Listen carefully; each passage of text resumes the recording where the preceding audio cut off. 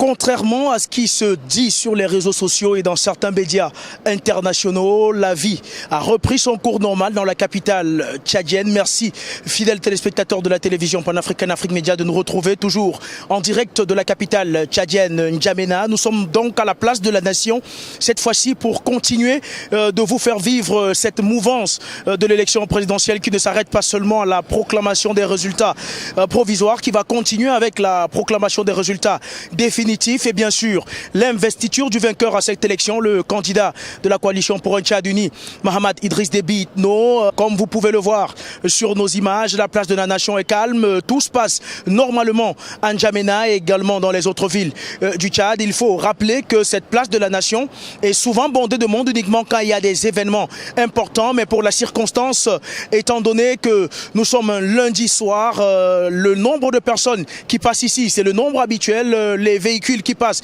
c'est bien évidemment le nombre de véhicules habituels. La capitale tchadienne continue de vaquer normalement à ses occupations.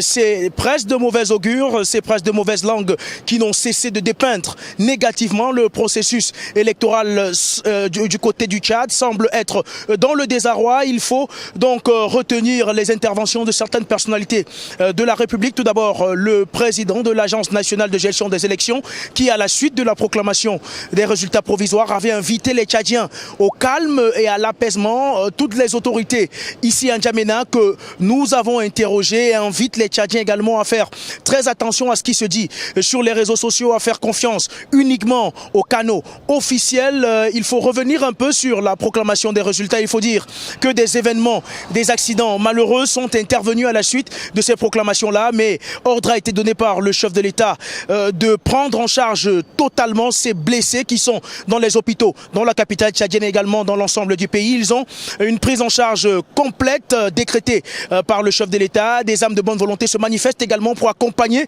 cette vision du chef de l'État. Là, il faut dire que la vision de Mahamat Idriss Déby Itno est partagée par pas mal, une grande partie de la population tchadienne. Afrique Média, toujours en direct de N'Djamena pour vous faire vivre jusqu'au bout et jusqu'à la fin cette élection présidentielle 2024.